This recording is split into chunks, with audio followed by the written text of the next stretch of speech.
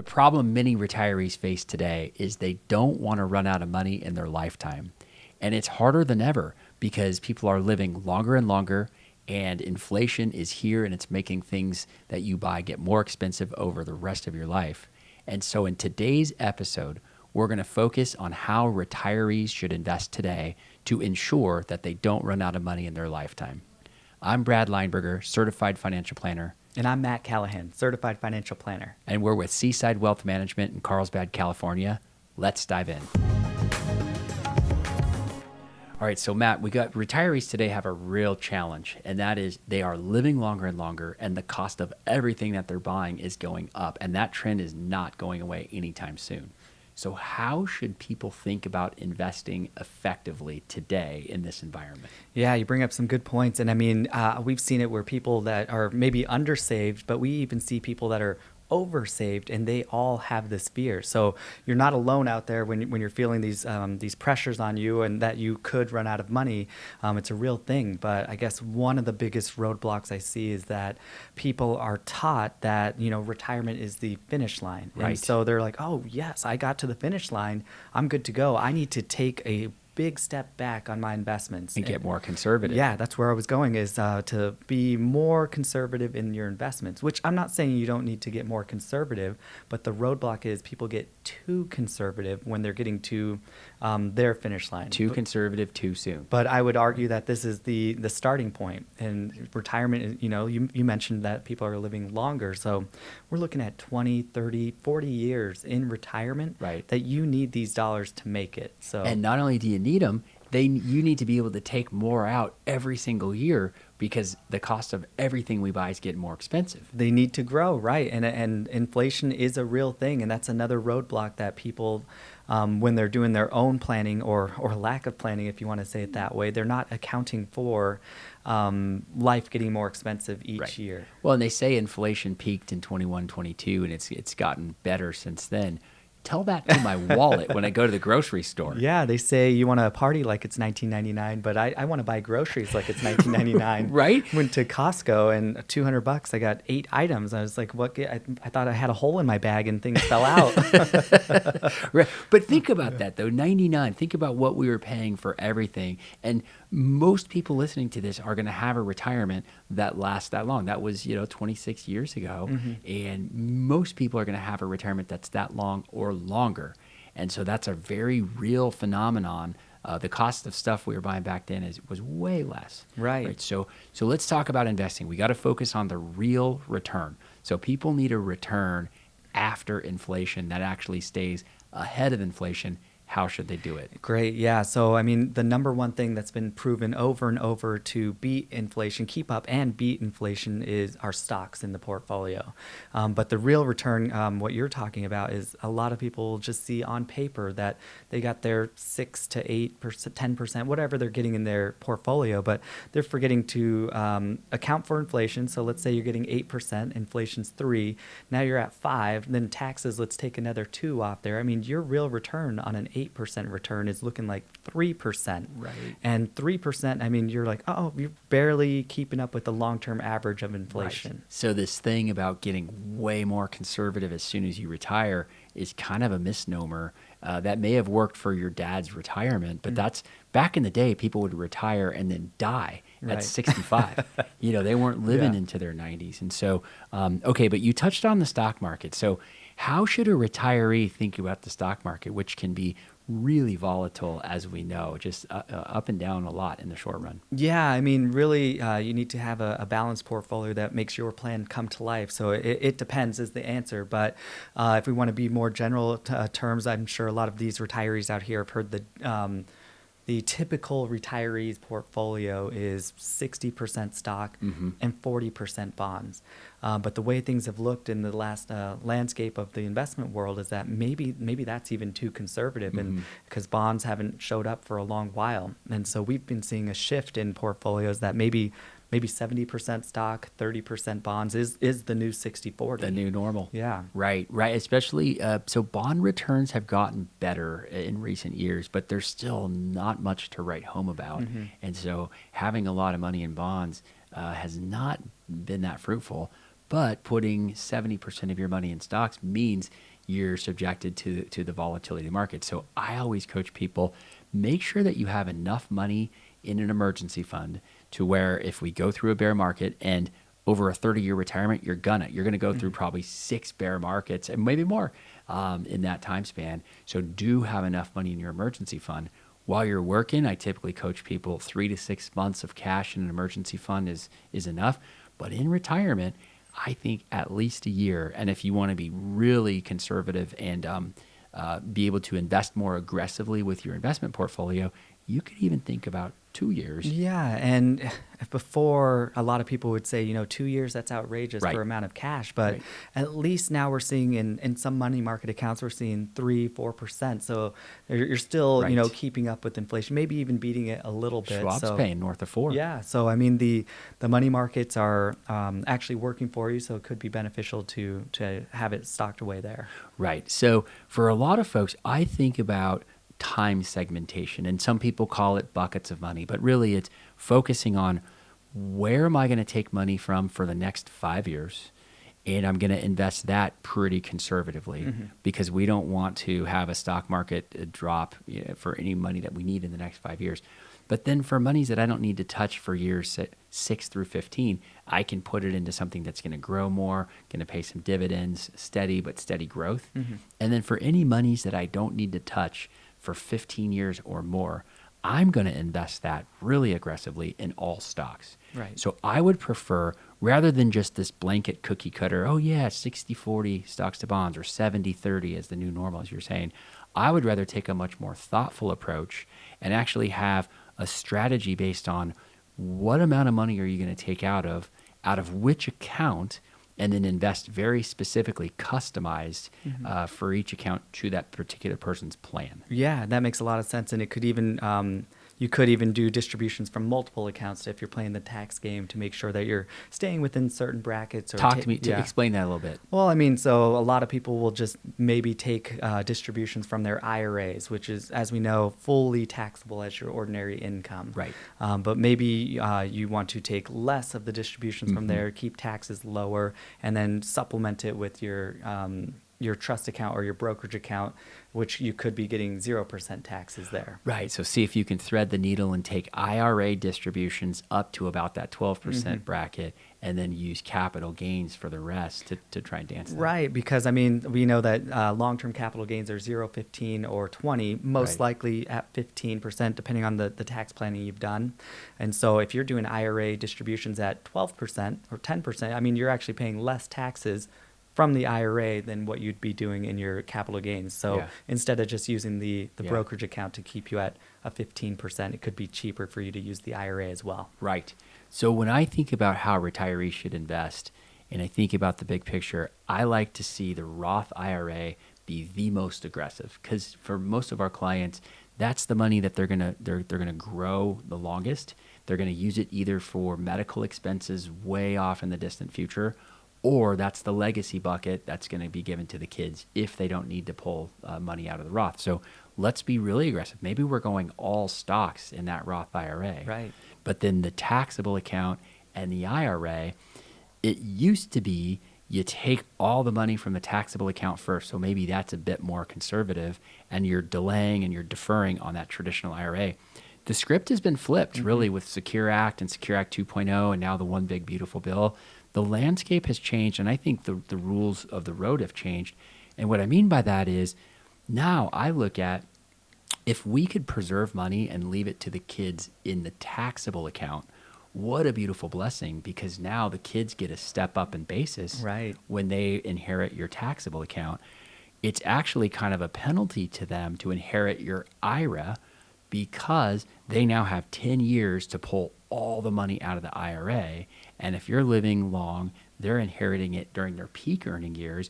So that's where I look at either trying to take more out of that IRA or do Roth conversions to try and preserve the other accounts. Yeah, and the rule, the 10-year rule, is relatively new, and so when these people are inheriting these IRAs, they don't even know the strategy to distribute it. So maybe a few years already went by, and now the account has grown. So now they're going to have a bigger tax bill. So there could be tax consequences for the future there. So when it comes to retirees investing in retirement, what's your take? Where do you see tax-free munis fitting into a strategy? Yeah, if you wanted to, if you're in a higher tax bracket, it could make a lot of sense to have them in your taxable accounts.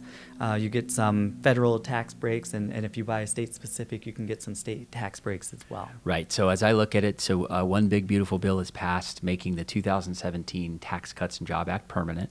So I think for our audience, if you're in the 32% bracket, 35, 37, no brainer. I think you use tax-free munis in your taxable account. Mm-hmm. If you're in the 10 and the 12%, don't use tax-free munis. And if you're in the 22 or 24, there's some gray area. Maybe you do, but that's only in your taxable account. Right. Well, you brought something up, or I guess we did together, is that the 70-30 portfolio is the new 60-40.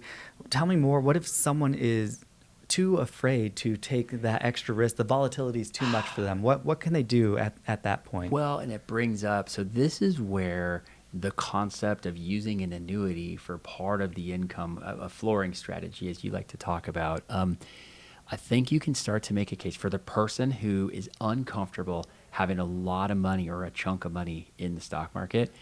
They can start to use a portion, not all, not a lot, but a portion into an annuity that's going to give guaranteed, steady, predictable income to supplement your Social Security or your pension if you have one. Yeah, and I like that. That's for the person that maybe can't accept the volatility. But even if you can accept the volatility, that flooring strategy, just having dollars coming in no matter what can help that retiree stay invested properly and not revert back to that roadblock of getting too conservative too soon. Too soon, right. Mm-hmm. So we like to look at, we call it the income stability ratio, and that is taking a look at how much money you want to spend, and then comparing that to your guaranteed sources like Social Security and like a pension.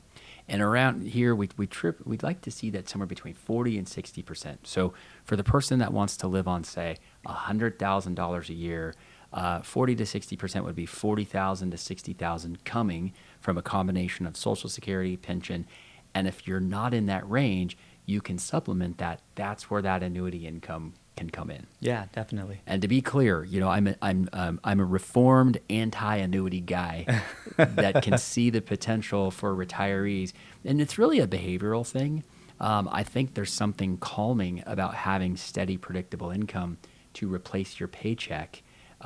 If we were living in an academic world and people didn't have emotions or feelings, maybe it's different, but yeah, I can see a benefit there. Well, you brought up an interesting point because the podcast today is about the investing while retired. Yes. And running out of money is a very thing that scares people. But another one that we're hearing is that not having that stable paycheck coming in is what scares people more as well. Right. And so I think people need to be honest with themselves, look themselves in the mirror and really get clear on where that income stability ratio needs to be for them. Mm-hmm. Are they okay with just 40% being guaranteed and predictable, or do they need a bit higher number, maybe closer to that 60? I do think you get to a place where you don't want to have all of your money tied up and illiquid. That's another downfall that we see. People do tie up their money too much. Yeah, well, that's one of the things don't do as a retiree is buy illiquid investments. I mean, in the past, people were buying these illiquid REITs, and we're coming to find out now that they're still illiquid, and some of the people are on distribution mode, and they're not able to sell their investments to supplement retirement. So could run into issues. I mean, know what you're buying and are you going to get stuck with something illiquid? Yes. And I think another important thing that retirees should absolutely have in their portfolio is international investments. Oh, yeah. Don't shy away from those. Even though the U.S. investments, specifically large cap U.S., has dominated everything over the last 10 years, we're already seeing that landscape has shifted. This year, international emerging markets have outperformed like tenfold, it seems like. Everything. Yeah, and you're not going to have, big percentages in these areas, but I mean, it's going to offset some of the underperformance that we've seen. And U.S. small cap stocks so far this year. And even U.S. large is underperforming all the international asset Right. classes. So for the retiree who's worried about running out of money, I'll take them back to that decade, the lost decade from 2000 to '09, where the S&P 500 had just gone on a killer run in the 90s, really the 80s and the 90s, the bull market there. And from 2000 to '09, it lost 1% per year for 10 years. So the person who retired in 2000 and was drawing 5% out of their all U.S. large cap fund, like most people were doing, they went back to work in 2016 because of the sequence of return risk. But the way to have prevented that was to stay globally diversified, which means owning a little bit in international large, international small, emerging markets, REITs, U.S. small, U.S. mid, and of course U.S. large. Yeah, and I like how you said during that time frame, if someone took out 5% from their portfolio, and what we've heard in the past is that there's this 4% rule, and what that said is you could, in any year or any 30-year retirement, you could pull out 4% of your portfolio each year without the risk of running out of money. The cool thing, or a new study that's happening now, is that 4% may have shifted up to 5%. So 5% from now you may have to be more aggressive in your portfolio with the 70-30, but you also may be able to pull out a little bit more. So good news there too. Right, right, absolutely. So don't shy away from stocks. Don't shy away from international. Do have a fully funded emergency fund. Be honest with thyself and determine, do you need to have some guaranteed income in the form of an annuity? How else should investors be thinking about investing in retirement? So investing in retirement, I mean, you need to be aware of the investment vehicles that you're using. So are you investing in mutual funds? Are you investing in exchange traded funds? Do you have rental properties? Like where are you investing? How is the whole puzzle coming together? And when it comes to those, I'm glad you brought that up. My preference is ETFs, or exchange traded funds, or even index funds, because they are way more tax efficient than mutual funds. Mutual funds were great in the 80s and 90s. It was a much better way to go, but the investment landscape has shifted. And so today, mutual funds are terribly tax inefficient.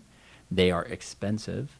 They often underperform, and that's because you're paying too much to the managers who, let's be honest, it's really hard to outperform the benchmarks. It's really hard. And so all that money that you're paying to Wall Street, you're just tipping Wall Street. And then when you own these mutual funds in your taxable account, you're tipping the IRS at the same time. Don't tip the IRS. Don't tip Wall Street. Right. So use ETFs because they are way more tax efficient. They don't have to throw off those capital gains like mutual funds do. And now there's been really another evolution in the investing landscape. Direct indexing for your taxable accounts is like ETF investing on steroids, where it's passive, it's really low cost, but now you get the added benefits of tax alpha by doing tax loss harvesting. So you get a benefit on your tax return, but you then also get all the benefits of passive investing at low cost. I mean, it's really, I think, the new thing. Yeah, I love all of those points there. And even just going back to mutual funds versus ETFs, whether you have an opinion or not, but let's just pick an S&P 500 mutual fund and say it costs 0.60%. And when you can get an ETF, an S&P ETF, and it's 0.03%, I mean, that's 0.57% more in your pocket just by using a different vehicle. I don't care how smart that manager is and what Ivy League institution he or she may have gone to. If you give them, if they're already behind by 0.5%, it's really hard to make that up. And if you are able to have that 0.5%, I mean, now you're looking at almost being able to pay for a financial advisor to prevent you from making all these poor mistakes while you're retired. And now you can go enjoy your retirement without being, working while you're retired. And you bring up a great point. I mean, the investing game, that code is cracked. It's easy, and people make it way harder than it needs to be, and they think it needs to be way more sophisticated. Where you want to pay your money is not some Wall Street manager. It's to a good certified financial planner at an RIA who can do tax planning. I mean, the amount of money that we see people save in taxes pales in comparison to the fees that they're paying. The hard part for the typical retiree is that it's a long-term thing to get those tax dollars saved up over time. But I mean, the fee is made up well over time. I mean, hundreds of thousands of dollars over. Right. Okay. Other things I want to make sure we hit home for our retirees out there who are investing: you cannot time the market. You can't. Don't even try. Think back to the tariff tantrum we had in April, and we had a 10% correction in 2 trading days. And then it's announced that there's a pause on tariffs. Market skyrockets 9.5% in a One day. day, yeah. Right. So, the market timing near impossible to do. Unless you're getting inside information from Congress, but then you're in jail. Yeah, don't go to jail. Yeah, That's sorry. a terrible place, I hear. But I mean, with a retiree, they don't need to do that. They're going to ruin their 30-year retirement if they try to time the market. But what scares me even more than someone timing the market is the person that gets it right, because then if they get it right, they think that they can do this over and over Reinforcing again. bad Yeah, behavior. Exactly. It's like winning a lottery or going to Vegas. You got it Yeah. right once. They think they can do it again. Yeah, so I mean, don't do that. Stick to your globally diversified portfolio. The discipline. Right. I mean, even though we've heard that U.S. stocks may be underperforming bonds going forward, international stocks are supposed to outperform both of these asset classes. That doesn't mean we need to be chasing the shiny object. We need to stick to the discipline, because we don't know when and if that's going to happen. Well, and the challenge, I think, for retirees is that they have all this time on their hands. And so with that time, they watch the TV, they watch the news channels, they are watching their phone and listening. My advice to them is turn it off. Go outside, go for a walk, go take a hike, ride the bike, see the grandkids. Just tune out the noise. Well, also, I mean, hopefully most of you out there have a financial plan in place. And if you don't, I mean, get in touch with us. But if you have a financial plan in place, we know what's happening in your plan and what your goals and objectives are. The TV is presenting to the masses, and we know what the masses are. Not always making the best decisions. So they're trying to get clicks. They're trying to sell a product out there. They don't know your plan and what you're trying to accomplish. Yeah, absolutely. Okay, so in summary, action steps. Do not be afraid of the stock market. Invest potentially more aggressively than you were thinking. 70-30 might be the new normal. And also, it's not cookie cutter. Mm-hmm. Be more aggressive in the Roths, maybe more aggressive in the taxable. Do consider Roth conversions early in retirement when you're in the lower brackets. ETFs for sure, direct indexing, get rid of those old mutual funds. Don't go with individual stocks because it's way too risky. Right. And then keep in mind with all of these things, just the taxes and the ripple effect that each of your decisions can have. Right. And do have a tax plan in place. One big, beautiful bill is passed. You got Social Security potentially getting less in taxes because of the higher standard deduction. Tax Cuts and Job Act more permanent, making conversions more palatable for longer. So lots of planning opportunity out there. Yeah. You're in a good spot. Yeah. Retirement isn't the finish line, it's the starting line. So after listening to this, if you recognize that you need a plan or you need help implementing some of these strategies that we discussed today, feel free to get in touch with us at seasidewealth.com or send us an email, team@seasidewealth.com. Thanks for listening. If you're watching us on YouTube, be sure to like and subscribe. And if you're on Spotify, give us a follow.